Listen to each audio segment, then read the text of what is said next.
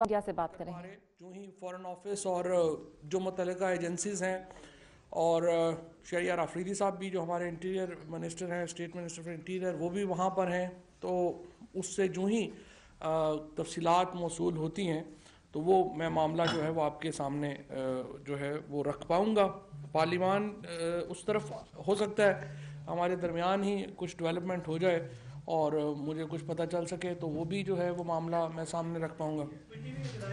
नहीं, अभी अभी उसकी जो सिचुएशंस है उतनी वाजे नहीं है कि जितने हतमी तौर के ऊपर कोई बात हो सके। अच्छा जी, सबसे पहले आज काबीना की मीटिंग हुई। कैबिनेट का जो सबसे पहला एजेंडा था वो 100 दिन का जो हमारा प्लान है, प्राइम मिनिस्टर साहब 29 तारीख को इंशाल्लाह इस्लामाबाद में वो जो 100 डेज़ के हमारे इनिशिएटिव्स हैं उसमें जो लैंडमार्क अचीवमेंट्स हमने की हैं, जो तय की हैं बातें, वो इंशाल्लाह ताला अवाम के सामने रखेंगे। इसमें नई लीगल पॉलिसी जो है वो शामिल है, एग्रीकल्चर की पॉलिसी शामिल है, इसमें पॉवर्टी एलिवेशन का जो प्लान्स हैं वो शामिल हैं, इसमें एनवायरनमेंट के प्लान शामिल हैं, इसमें जो हमारे मैनेजमेंट है हमारे यहाँ आज एक बहुत बड़ा कदम उठाया गया है, उसकी तरफ भी मैं आऊँगा। और ओवरऑल जो हमारी इकॉनमी के ऊपर जिसके बहुत गहरे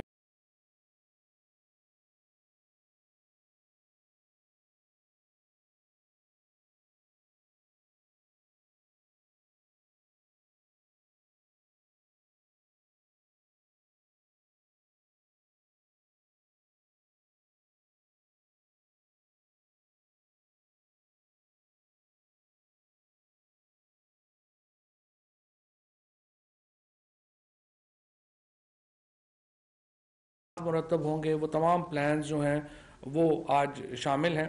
और इसके ऊपर इंशाल्लाह 29 तारीख को प्राइम मिनिस्टर साहब जो हैं वो एक कर्टन रेजर देंगे और ये एक लैंडमार्क होगा पाकिस्तान की तारीख में कि किसी और हुकूमत ने 100 दिनों में ये इसके करीब भी नहीं पहुँचे जो इंशाल्लाह तहरीक इंसाफ की हुकूमत ने जो है वो किया है। इसके बाद एक्सट्रेडिशन जो थी उसके ऊपर एक खातून है अफशीन बख्श, ये डेनमार्क से, ये इनको जो है इनकी दो बच्चियां थीं, हिरा और दुआ ताहिर, हिरा ताहिर और दुआ ताहिर।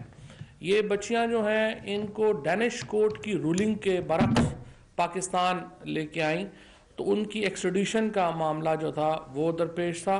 लिहाजा उसको कैबिनेट ने गौर किया और हमने फैसला किया है कि जिस तरह हम ये समझते हैं कि हमारी अदालतों के फ़ैसलों का एहतराम करने चाहिए बाहर की अदालतों को, उसी तरह से बाहर की अदालतों के फ़ैसलों का एहतराम जो है वो हम पर भी लाजम है। एक मजिस्ट्रेट साहब जो हैं वो यहाँ पे पहले एक प्रिलिमिनरी इंक्वायरी करेंगे और उसके बाद इसकी जो अप्रूवल है वो दी गई है। ये बच्चियाँ अदालत के फ़ैसले के ख़िलाफ़ डेनमार्क से पाकिस्तान बच्चों को जो है वो लाया गया था। अब उसका फैसला ये करना है कि वो वापस जाएंगी या यहाँ पर रहेंगी। इसके साथ ही काबीना ने ये भी, जिस इसी ज़मन में मैं ये भी आपको बात बता दूं कि पहले ही काबीना का ये फैसला था कि बैरून मुल्क जितने पाकिस्तानी प्रिजनर्स हैं उनके ऊपर प्राइम मिनिस्टर साहब का बहुत गहरा कंसर्न है।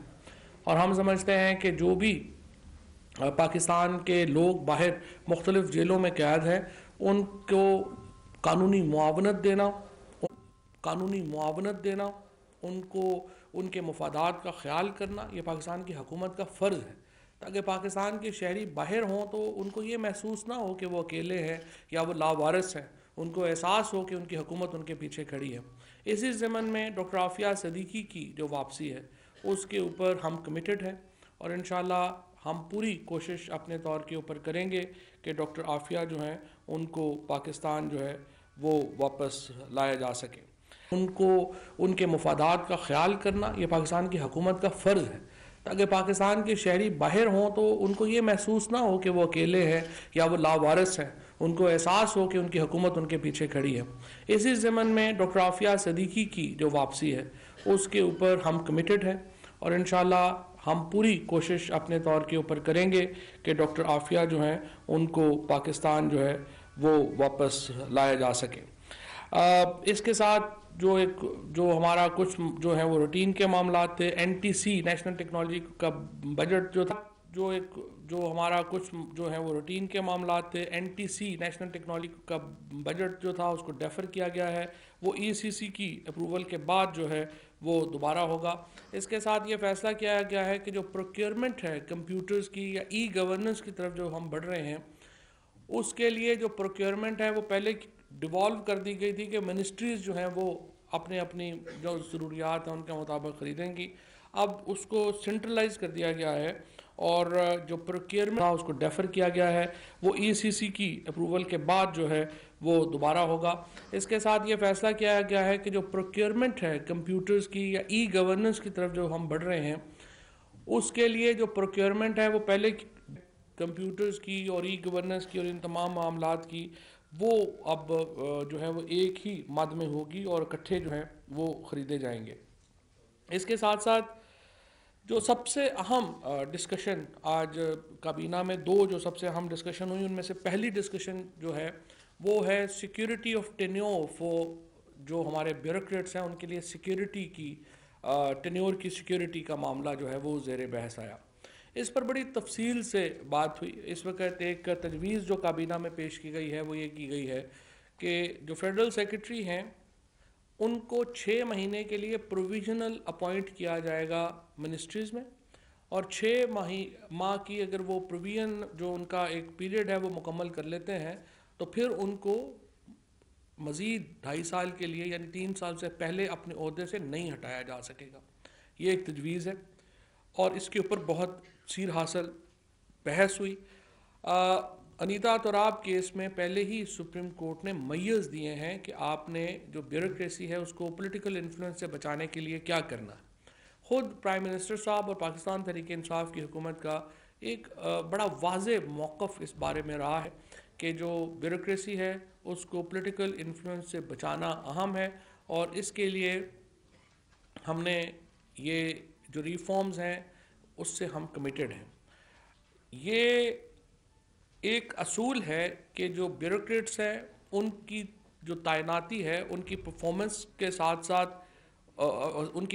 साथ जुड़ी हुई हो, और ना कि ये कि उनकी जो उनके सियासी एक कह लीजिए कि इस्तेमाल इख्तियारात का उसकी वो निशाना बने।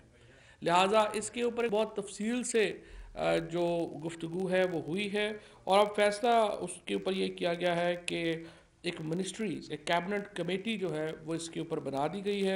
इस कैबिनेट कमेटी की जो सरबराही है वो अरबाब शहजाद साहब करेंगे जो कि एस्टैब्लिशमेंट पे एडवाइज़र हैं प्राइम मिनिस्टर साहब के। इसके साथ उस कमेटी में परवेज़ खटक साहब होंगे, शेख रशीद साहब होंगे, डॉक्टर इशरत हुसैन साहब होंगे और मखदूम खुसरो बख्तियार साहब होंगे।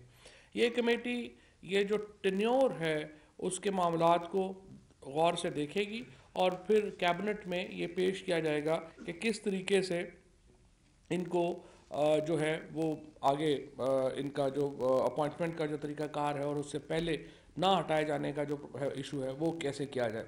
इलियास खान साहब को PTDC का जो 3 महीने के लिए एक्टिंग चार्ज MD का जो है वो दिया गया है। SCCP के जो कमिश्नर्स हैं वो अपॉइंट किए गए हैं आज।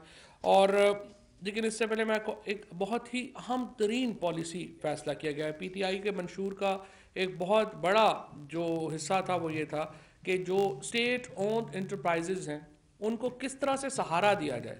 हमारे यहाँ PIA है, स्टील मिल है, उसके बाद ये बाकी बेशुमार जो ऑर्गेनाइजेशंस हैं, आपको 193 कंपनियाँ हैं इस वक्त हुकूमत पाकिस्तान की जो मुख्तलिफ मसाइल का शिकार है। उनमें से बहुत सारी कंपनियां हैं जो इटर्नली लॉस में हैं। तो सवाल ये था कि इनके साथ इनका क्या किया जाए। इनको आप प्राइवेटाइज भी नहीं कर सकते फौरी तौर के ऊपर, आप इनको फौरी तौर के ऊपर जो है वो उनकी बहाली के लिए क्या काम किया जाए। तो एक रेवोल्यूशनरी जो डिसीजन है वो किया गया है तहरीक इंसाफ के मंशूर के मुताबिक। पाकिस्तान सरमाया कंपनी सरमाया पाकिस्तान कंपनी एक इनकॉर्पोरेट की जाएगी। इस कंपनी के जो बोर्ड ऑफ गवर्नर्स हैं उसके सरबराह प्राइम मिनिस्टर साहब होंगे। 3 वफाकी वुज़रा इसके बोर्ड ऑफ गवर्नर्स में होंगे, लेकिन 7 बोर्ड जो मेंबरान हैं बोर्ड ऑफ गवर्नर के उनको प्राइवेट सेक्टर से लिया जाएगा। यानी प्राइमरीली इसके जो कंपनियां हैं 193 कंपनियां जो हुकूमत पाकिस्तान की हैं उनके ऊपर से जो सरकार का इन्फ्लुएंस है उसको मिनिमाइज़ कर दिया जाएगा, और टॉप प्रोफेशनल्स जो हैं वो इस कंपनी के बोर्ड ऑफ गवर्नर्स में लिए जाएंगे और उसके बाद ये फैसला ये जो कंपनी है ये इन तमाम कंपनीज़ को देखेगी। उसके बाद वो कैबिनेट को अपनी सिफारिशात पेश करेगी और कैबिनेट इन कंपनीज़ को मौजूदा कंट्रोल से, जो कि आमतौर के ऊपर आपको पता है सरकार का कंट्रोल है उसमें लगे हुए हैं, वहाँ से निकाल के सरमाया पाकिस्तान कंपनी में डालेंगे। और वो ये एग्जैक्टली ये मॉडल फॉलो किया गया है जो सिंगापुर और मलेशिया में था, और उसी मॉडल के मुताबिक इसको इन कंपनीज़ को आगे जो है वो प्रोफेशनली रन करने का फ़ैसला जो है वो किया गया है। इसके अलावा यूरिया की जो मसाइल अभी हमारे खाद के जो मसाइल चल रहे हैं यूरिया के, उनको बड़ी कैबिनेट ने बड़े गौर से देखा है और जो फ़िलहाल उसकी कीमतों में इजाफे की वजह नहीं है, होना नहीं चाहिए, लेकिन फिर भी 50,000 टन यूरिया जो है वो फौरी तौर के ऊपर इंपोर्ट करने का फ़ैसला किया गया है ताकि एक इस्तेहकाम आए मार्केट में इस सिलसिले में। और उसके साथ साथ आज जिस तरह से प्राइम मिनिस्टर साहब ने वादा किया था और परसों मैंने वादा किया था प्राइम मिनिस्टर साहब की हदायत के ऊपर कि मीडिया के जो वाजबात हैं उनको फौरी तौर के ऊपर रिलीज़ कर दिया जाएगा, तो आज काबीना ने इस सिलसिले में जो वफाक की तरफ से, ये सिर्फ वफाक के तकरीबन 23 करोड़ रुपया 22-23 करोड़ रुपया का टोटल जो हमारी एलोकेशन है वो आज हमने ये जो फंड्स हैं वो रिलीज़ करने का फ़ैसला किया है, जिससे मीडिया की जो फौरी तौर के ऊपर उनको एक जो फौरी रिलीफ जो है वो मिलेगी। और हमारी उम्मीद यही है, प्राइवेट बिजनेसेस हैं, हम डायरेक्ट तो नहीं कर सकते कि आप क्या करें अपने बिज़नेस के साथ, लेकिन हमारी ख्वाहिश यही होगी कि मीडिया के जो ओनर्स हैं, मालिकान हैं, वो जो आम वर्कर है मीडिया का उसका ख्याल करें और अपना बिज़नेस मॉडल जो है उसको भी ज़ाहिर है उनको रीडू करने की ज़रूरत है। मैंने पहले भी अर्ज़ किया था, इन द लॉन्ग रन ये नहीं हो सकता कि मीडिया के कंपनियां ये तसव्वुर करें कि हुकूमत हमें पैसे दे और हम उनके पैसों से मीडिया हाउसेस चलाएं। ये कोई बिज़नेस मॉडल नहीं है, ना ये चल पाएगा। इसलिए इसको आपको अपने बिज़नेस मॉडल्स को रीडू करना पड़ेगा। हम सिर्फ अपने जो वर्कर्स हैं, हमारे जो दोस्त यहाँ पर सारे जो बहुत कह लें कि कम तनख्वाहों में भी मीडिया के साथ अपने फ़राइज़ अंजाम दे रहे हैं, हमारी कामयाबी है पाकिस्तान की, जिसके ऊपर हम हमारा सर फ़ख्र से बुलंद है दुनिया में कि यहाँ पर एक बड़ा वाइब्रेंट मीडिया है, यहाँ पर एक बहुत ताकतवर मीडिया है और इसकी मीडिया की आज़ादी जो है वो पाकिस्तान की चंद बड़ी कामयाबियों में से एक है जिसको हम प्रिजर्व करना चाहते हैं। लेकिन इसका कोई बिज़नेस मॉडल भी जो है वो आपको बनाना पड़ेगा। ये नहीं हो सकता कि हम सारे सिर्फ इस बात के ऊपर बैठे रहें कि गवर्नमेंट ऑफ पाकिस्तान ही हमें पैसे देगी तो फिर ही जो है वो हम इसके ऊपर आगे चल सकेंगे। वीट क्या जो है हमारे यहाँ गंदम जो है उसकी जो कीमत है वो 1300 रुपया पर मन जो है वो बरकरार रखी गई है। हमारे पास इस वक्त 1 मिलियन टन वीट जो है वो एक्सेस में है और उसको फौरी तौर के ऊपर काबीना ने हदायत की है कि उसके बारे में कोई पॉलिसी वज़ा की जाए कि वो जो वीट है वो हमने उसको किस तरह से डिस्पोज ऑफ करना है, हमने उसको किस तरह से जो आगे ले करके चलना है। ये आज के चंद अहम फैसले थे जिसके ऊपर काबीना ने बात की है और अपने फ़ैसले किए हैं। आखिर में जो है वो काबीना ने कि में ये बात भी ज़ेर बहस आई कि किस तरह से आज जो चेयरमैन सेनेट ने मेरे बारे में ये एक रूलिंग दी, उसके ऊपर कोई भी मुतमईन नहीं है। प्राइम मिनिस्टर साहब ने वाज़ेह तौर पे कहा है कि किसी को भी हक़ नहीं पहुंचता कि वो वफाकी वज़रा को इस तरह से ह्यूमिलिएट करे। और जो ये मामला है ये तो मेरी समझ से ही बालातर है कि किस तरह से आज चेयरमैन सेनेट इस नतीजे पे पहुँचे। कल जो बात हुई तमाम मीडिया ने आज रिपोर्ट की है, उसमें कौन सी बात गैर पार्लिमानी है? ये कहना कि आप ये शुरू कैसे हुआ था मामला कि जो हमारे अचकज़ई साहब की पार्टी के हमारे सेनेटर्स हैं, दोस्त हैं, उन्होंने फरमाया कि बलूचिस्तान के साथ बहुत ज़्यादती हो रही है और बलूचिस्तान के जो फंड्स हैं वो उनको नहीं मिले। तो मैंने ये पॉइंट आउट किया कि तकरीबन 4.2 ट्रिलियन रुपया, तकरीबन 42,000 करोड़ रुपया बलूचिस्तान में गया है। 5 साल आप खुद गवर्नमेंट में थे। सवाल ये पैदा होता है कि ये पूछने का हक़ तो हमें है कि वो पैसा किधर गया? क्या पाकिस्तान के साथ एक इकनॉमिक टेररिज्म नहीं किया गया? ये जब फजलुर रहमान साहब या नवाज शरीफ साहब या जरदारी साहब पिछले 10 सालों में जो पाकिस्तान के ऊपर जिन लोगों की पॉलिसीज़ रही हैं, हमारी तो नहीं रही हैं, इन लोगों की रही हैं, तो सवाल ये है कि जो अरब हार रुपया नीचे गया वो किधर खर्च हुआ।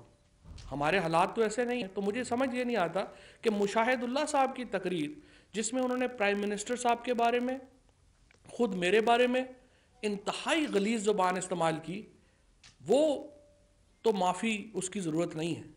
लेकिन जब हम गरीबों की बात करें, जब हम ये कहें कि जनाब वाला इस दारुल उमरा में उन लोगों की बात भी होनी चाहिए जिनके पास आज दिसंबर में रात बाहर ओढ़ के सोने को कुछ नहीं है, इस पे माफ़ी मांगनी चाहिए।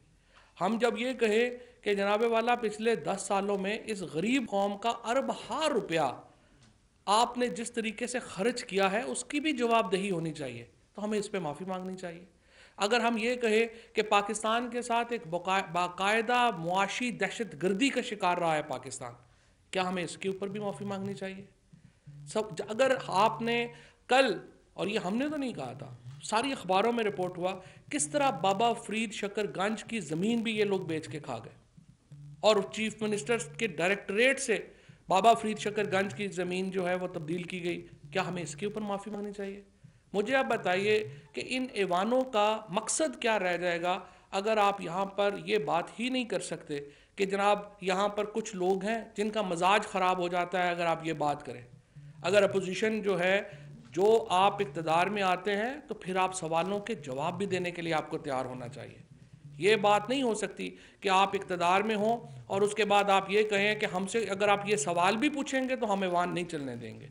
ये मुझे इसके ऊपर जो है वो बड़ा समझिए कि अफसोस हुआ है और हमारी पूरी काबीना को इसके ऊपर जो है अफसोस हुआ है। प्राइम मिनिस्टर साहब ने इसके ऊपर ये बात रेज़ की है, परवेज़ खट्टक साहब के ज़िम्मे लगाया गया है कि इसके ऊपर आप देखें, वरना हम अपनी स्ट्रेटजी बनाएंगे। ज़रूरी नहीं है कि हमने वफाकी काबीना जो है वो भी, हम भी सेनेट में जाने से, अगर सेनेट समझती है कि वफाकी काबीना के बगैर उनका बिज़नेस स्मूथ चलता है तो ये फिर चेयरमैन सेनेट की अपनी एक चॉइस है। मैं यही अर्ज़ कर रहा हूँ कि इस बात पे माफ़ी मांगनी चाहिए हमें कि हमने वहाँ पे ये क्यों कहा कि गरीबों के पैसे किधर लगे।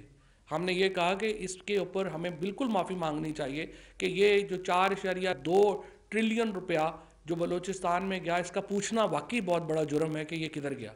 ये पूछना वाकई ही बहुत बड़ा जुर्म है कि पिछले 10 सालों में जो इकनॉमिक टेररिज्म पाकिस्तान के साथ हुआ उसका कौन जिम्मेदार है। ये पूछना वाकई ही बहुत बड़ी माफ़ी के लायक है। और ये जो लोग हमारे दोस्त जो दारुल उमरा में बैठे हैं उनको थोड़ा सा अपने बाहर के लोगों का ख्याल करना है। ये नहीं है कि आप कुर्सी पे जिन लोगों की वजह, और फिर जाहिर है चेयरमैन सेनेट साहब जो हैं, मैं इलेक्ट होके आया हूँ, मुझे लाखों लोगों ने वोट दिए हैं। चेयरमैन सेनेट साहब तो इलेक्ट होके नहीं आए हैं, वो तो सेनेट के इनडायरेक्ट एक इलेक्शन के नतीजे में बने हैं और जाहिर है उसके ऊपर वो बात जो है वो की जा सकती है, जो अभी मैं बात नहीं करना चाहता। लेकिन इस रवैये के ऊपर पूरी हुकूमत को हमें बहुत अफसोस है और इसको चाहिए उन्हें कि अगर वो एक इक्विलिब्रियम नहीं ला सकते, अगर वो तवाज़ुन नहीं ला सकते, तो फिर हुकूमत को भी सोचना पड़ेगा कि हम अपनी क्या इस सिलसिले में हमारी क्या इसमें हिकमत अमली होगी। ये परवेज़ खट्टक साहब ने चूँकि ये जिम्मेदारी ली है, परवेज़ खट्टक साहब इसके ऊपर ज़्यादा बेहतर जो है वो बात करके आगे चल सकेंगे, वरना इस तरह से मामला नहीं चल सकता। शुक्रिया जी। बिल्कुल आपने ठीक कहा, आपके मैनिफेस्टो में था जो ये कंपनी बनाने जा रहे हैं आप, और ये रिफॉर्म भी बहुत बड़ा रिफॉर्म है। जो मैनिफेस्टो में था कि ये जो 193 कंपनियां हैं, ये रियासत के जो सरबराह हैं, प्रेसिडेंट, उनके शेयर उनके नाम जाएंगे, इस तरह का पूरा वो लिखा हुआ है इसमें सिस्टम में। अभी जो तरीका है ये कौन से लॉ के तहत, कौन सी शीट के तहत ये कंपनी बनेगी और इसको कब तक ये इम्प्लीमेंट होगा और कब तक ये सारे नए जो है मिनिस्ट्रीज के कंट्रोल से जाएंगे। जिस तरह आपकी मिनिस्ट्री के कंट्रोल में पीडीपी है, रेडियो एनसीपी, लीगल इदारे, ये सारे इसी ग्रुप में जाएंगे। तो ये कब तक अपनी जगह बनाएंगे और मिनिस्ट्रियों का रोल क्या होगा इन कंपनियों के हवाले से, मिनिस्टर्स का, सेक्रेटरीज का और बाकी जो। बिल्कुल सही बात। जो पॉलिसी मेकिंग है वो तो मिनिस्ट्री के पास ही रहेगी, लेकिन जिस तरह से मैंने आपको अर्ज़ किया कि जो बुनियादी मसला है वो ये है कि आप तकरीबन 16 करोड़ रुपया रोज़ाना का नुकसान कर रहे हैं हम चंद बड़ी कंपनियों में भी। 193 कंपनीज़ का ओवरऑल तो ऑब्जेक्टिव अभी बनाना है और उसमें क्या कितना टाइम लगता है, जो एग्जैक्ट टाइम है फ्रैंकली आज चूँकि मैंने पूछा नहीं असद उमर साहब से कि इसके ऊपर कितना टाइम लगेगा, लेकिन इसके ऊपर जो लॉ डिपार्टमेंट है उसकी ओपिनियन आई है और ये कंपनी बनेगी जैसे स्टैट्यूटरी कंपनीज बनती हैं, उसी तरह कंपनी एक्ट के तहत स्टैट्यूटरी कंपनी बनेगी। मिनिस्टर साहब, साबिक सदर और पीपल्स पार्टी के को चेयरमैन आसिफ अली जरदारी की स्टेटमेंट सामने आई है कि इस मुल्क को सिर्फ सियासतदान ही चला सकते हैं, ताकतों को जल्द पता चल जाएगा। उनका किस तरफ इशारा है, क्या मैसेज देने की कोशिश की गई है, आप इस बारे में क्या कहेंगे? बिल्कुल, सियासतदान ही मुल्क चलाते हैं और सियासतदान ही मुल्क बर्बाद भी करते हैं, इसमें कोई शुबा नहीं। हमने देखा है किस तरह से 10 सालों में हुकूमत चलाई गई है, हमने देखा है किस तरह से सियासतदानों के ऊपर से लोगों का एतबार ही ख़त्म कर दिया गया है। अब तो लोग कहते हैं कि फ़लानी अगर आपने बात की है तो ये सियासी नारा है, यानी इतनी माशाल्लाह अच्छी सियासत की गई है कि सियासी बात करने को या सियासी नारा कहने को लोग वैसे झूठ समझ रहे हैं हमारे यहाँ। इसका वक़ार बहाल करने के लिए तहरीक इंसाफ कोशां है और इमरान खान की जो फ़र्क है बाकी हमारी लीडरशिप में और इमरान खान में, वो यही फ़र्क है कि इमरान खान जब वो बात करते हैं तो उनकी बात को, उनकी सियासी बात को एक मुस्बत अंदाज में लिया जाता है और पता होता है कि वो आदमी जो बात कर रहा है वो सच्ची बात कर रहा है, और जो ये बात करते हैं वो भी लोगों के सामने।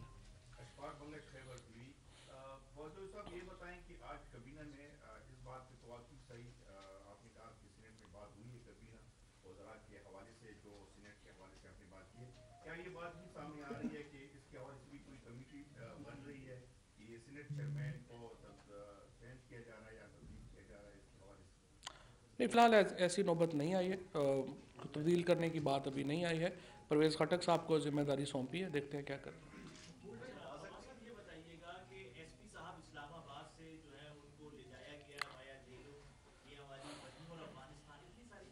सही, देखें बात यह है, जब हम बात करते हैं तो बाद में माफ़ी मांगनी पड़ती है। 1600 कैमरे लगाए हैं इन्होंने सेफ सिटी इस्लामाबाद के नाम के ऊपर। 1600 में से जो 600 कैमरे हैं वो फंक्शनली नहीं है, बाकी जो 800 कैमरे हैं उनकी हालत यह है कि ना वो नंबर प्लेट पढ़ सकते हैं, ना वो शक्ल पहचान सकते हैं। और आपको पता है कि तकरीबन 160 अरब रुपए का ये तकरीबन प्रोजेक्ट था, 160 करोड़ का, 160 मिलियन या समथिंग लाइक दैट, मुझे एग्जैक्ट फिगर नहीं पता इसकी। अब आप अंदाज़ा लगा, एग्जैक्ट फिगर भी चेक कर लूँगा। मुझे आप सिर्फ ये बताइए, जब हम पॉइंट आउट करते हैं कि यार ये आपने इस तरह से यहाँ पे जो है वो आपने काम किए हैं, जब आप पॉइंट आउट करें कि ये आपने इस तरीके से यहाँ पर ये काम आपने किए हैं, उस वक़्त तौहीन हो जाती है, उस वक़्त खड़े हो जाते हैं कि जी आप माफ़ी मांग लें, और बड़ा जनाब ये ऐवान का तकद्दुस पामाल हो गया है। अवाम का तकद्दुस नहीं यहाँ पामाल होता, ऐवान का तकद्दुस यहाँ रोज़ पामाल होता है। मुझे तो समझ नहीं आती कि कैसे आप इस मुल्क में जो है वो हम बात करेंगे, कैसे आगे चलेंगे कि जहाँ अवाम के तकद्दुस की कोई परवाही नहीं है, ऐवान का तकद्दुस जो है वो सर के ऊपर है। तो हम ऐवान का तकद्दुस का भी एहतराम है, लेकिन ये जिस तरीके से यहाँ लूट मार मची है, जो अजाब यहाँ पे आए हैं उसको भी देखने की ज़रूरत है। और बिल्कुल आपने सही पॉइंट आउट किया कि किस तरह से जो यहाँ इस्लामाबाद से निकले और वो जेलम से मियाँ वाली और फिर जो है वो आगे चले गए, इसमें ऊपर सवालात हैं बिल्कुल, और इसका जवाब होगा। ये बताएं कि पार्लियामेंट के अंदर इसी तरह गर्म माहौल चलता रहेगा या हुकूमत जाएगी इसको ठंडा करने की कोशिश की जाएगी हुकूमत की तरफ से? देखिए, हुकूमत की तरफ से तो मसला क्या है, हुकूमत ने क्या कहा है जिसके ऊपर शोर मचाएं? आप खुद फैसला कर लें। अगर हमने करप्शन के ऊपर बात नहीं करनी है, अगर मिल मिला के चलना है तो मिल मिला के चलते हैं, हमारा तो कोई इशू नहीं।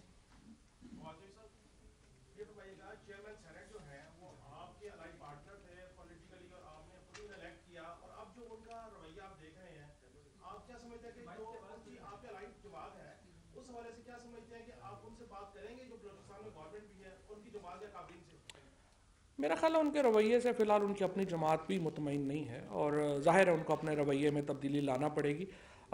हम अभी जवाब तो मैं नहीं देना चाहता, अभी बहुत सारी बातें हैं जो मैं नहीं करना चाहता। सो लेट परवेज़ खटक साहब ज़रा बात कर लें, फिर नहीं बात करेंगे फिर बात कर लेंगे।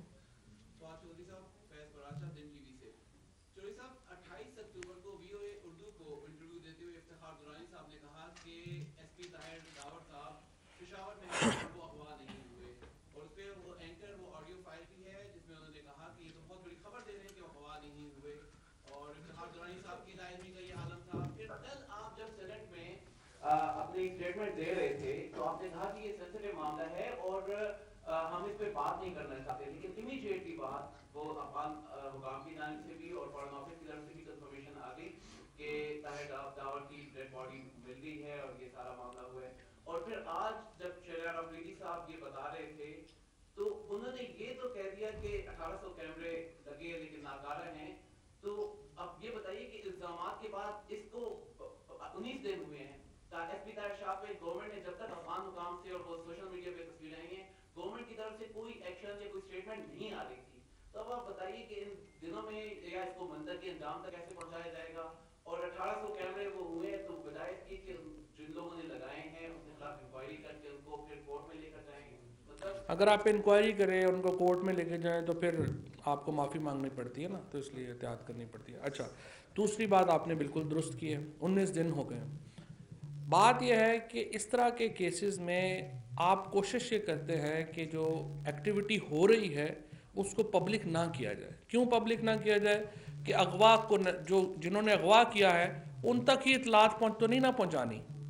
एक पूरी कोशिश कर रहे थे, एक पूरी जब से ये हुआ। और जो ताहिर दावड़ है वो पाकिस्तान के बेटे हैं, जो उनकी खिदमात हैं पाकिस्तान के लिए वो तो सबके सामने हैं। उनके इससे पहले उनके जो भाई हैं बहू हैं उनको निशाना बनाया गया। वो एक पाकिस्तान की जो हमारी पुलिस है उसके एक बहुत कह लीजिए कि काबिल एहतराम सपूत थे। और आज काबीना ने इस सारे मामले के ऊपर भी बहुत कंसर्न का इजहार भी किया है और पूरी जो फैमिली है पूरा पाकिस्तान उनके साथ खड़ा है। लेकिन जो इक़दामात हैं वो किए थे और पूरी एक चेन बनी थी। लेकिन अब ये जो मामला है अब तो इस पर देखना पड़ेगा कि ये अफ़गानिस्तान पहुँचे हैं और अफ़गानिस्तान जिस तरीके से फिर रिएक्शन आया है अफ़गानिस्तान का उससे भी कई सवालिया निशान खड़े हुए हैं। सो इसकी एक आज प्राइम मिनिस्टर साहब ने भी जिस तरह से सुबह एक पूरी जो है इसके ऊपर डिटेल्ड रिपोर्ट जो है वो मांगी है मुतल्लिका हुकाम से और सूबाई हुकाम से, तो इस मामले की तह तक पहुँचेंगे इंशाअल्लाह ताला और फिर जो किरदार हैं उनको सामने लाएंगे। दुरानी साहब को जब उन्होंने किया था उनको यही कंफर्मेशन दी गई थी कि वो हैं। ज़ाहिर दुरानी साहब ने तो जो पेशावर पुलिस है उसकी जो एक इंटेलिजेंस रिपोर्ट है उसके ऊपर बात की थी, वो उस हवाले से उन्होंने बात उस वक्त की थी। चौधरी साहब, ज़ुबैर खान GNN से सवाल ये है कि इधर ज़ुबैर कहाँ है?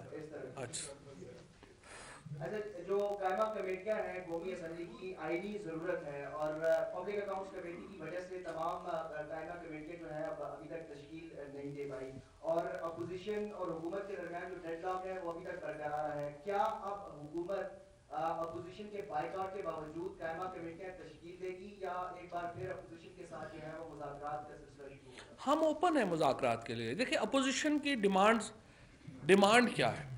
पहली बात, अपोजिशन ने पहले दिन आके कहा इंतखाबात के ऊपर आप कमेटी बना दें। हमने 48 घंटों में जब सेशन शुरू हुआ कमेटी बना दी। यही काम करने के लिए PTI को 4 साल लगे थे। हमने कहा कि ये बना दें। उसके बाद आके बात आ गई, उन्होंने कहा जी नैब के कवानीन में तब्दीली चाहिए और होनी चाहिए। नैब के कवानीन में तब्दीली के ऊपर बातचीत हो रही है और जो लॉ मिनिस्टर साहब हैं वो इसको हेड कर रहे हैं, स्पेयर हेड कर रहे हैं। अब कोई बात हमारी भी तो माननी चाहिए या नहीं माननी चाहिए? हम क्या रिक्वेस्ट कर रहे हैं? हम सिर्फ ये रिक्वेस्ट कर रहे हैं कि बिल्कुल सही बात है, आपके जो प्रोजेक्ट्स हैं, जो नवाज शरीफ साहब के प्रोजेक्ट्स हैं, उनके ऊपर ऑडिट करना हमारा हक है। हम अपोजिशन है आपकी। जब हमारा प्रोजेक्ट पहला शुरू होगा आप उसके ऊपर जो है वो अपनी बना दें, चाहे बिलावल साहब चेयरमैन बन जाएं, चाहे कोई और बन जाए और वो आए और वो अपनी उसके ऊपर जो है वो ऑडिट कर ले। ये उनकी जो डिमांड है यही गैर इखलाकी डिमांड है। किस तरह से आप कहें कि नवाज शरीफ साहब के जो प्रोजेक्ट्स हैं उनको शहबाज शरीफ साहब ऑडिट कर लें? कौन पाकिस्तान में ये बात मानेगा? ये तो इमोरल डिमांड है अपोजिशन की। और हम सिर्फ एक जो बात कर रहे हैं, हम ये कह रहे हैं कि जिस दिन हमारा पहला प्रोजेक्ट आएगा उस दिन आप अपना चेयरमैन लगा लें।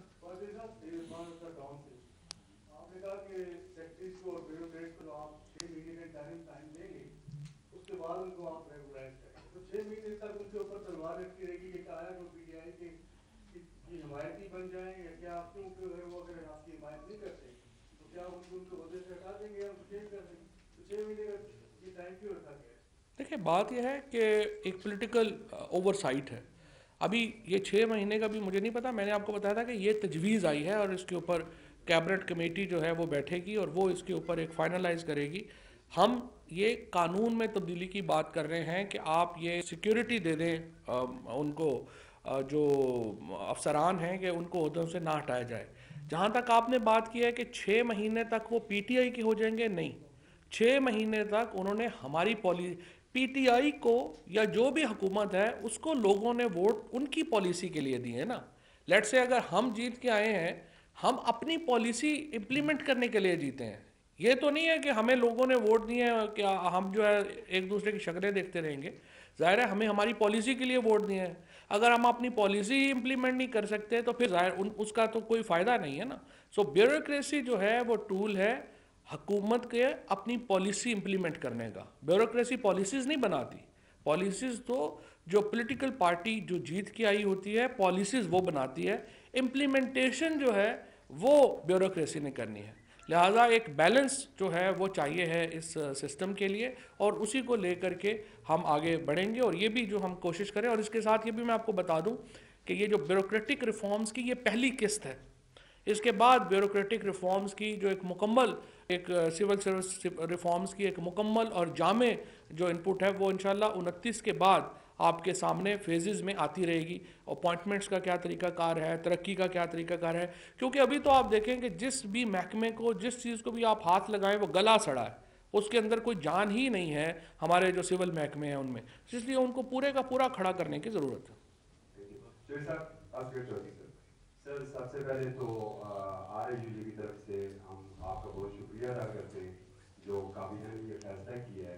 हमारी ये भी गुजारिश थी सर कि PID को और कैमरा को कम से कम पाबंद किया जाए कि ये जब इन्हें पेमेंट देने लगे तो सैलरीज को देख लें। अरबों रुपये आपने पहले भी दिए हैं सर और वर्कर की सूरत नहीं करती। दूसरी सर गुजारिश ये है कि PID में जो आग लगी थी क्या उसकी कोई इंक्वायरी रिपोर्ट सामने आई है सर और क्या आप पेश करते हैं? Thank you.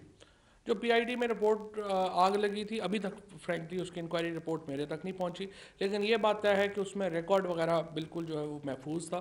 उसमें जो एग्जेक्टिव ब्लॉक था वो उसको नुकसान पहुंचा है, लेकिन उसकी जो रिकॉर्ड वगैरह है उसको कोई नुकसान नहीं। मनीषा साहब आपने मामूली सा तस्करा किया डॉक्टर आफिया सिद्दीकी का। मेरा आपसे ये सवाल ये है कि डॉक्टर आफिया सिद्दीकी की अमेरिका से वापसी के लिए इक़दाम क्या होंगे? कहीं ऐसा तो नहीं है कि शकील अफरीदी के एवज़ आप डॉक्टर आफिया सिद्दीकी को वापस लेंगे? मेरा ख्याल फॉरेन ऑफिस इस पे अपनी पोजीशन पहले ही वाजे कर चुका। ठीक है जी, शुक्रिया।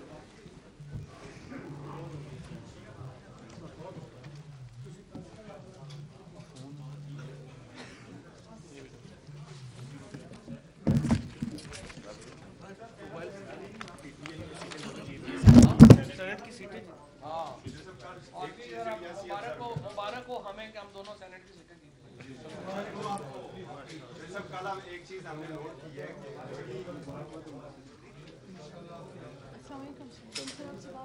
मेरी होगी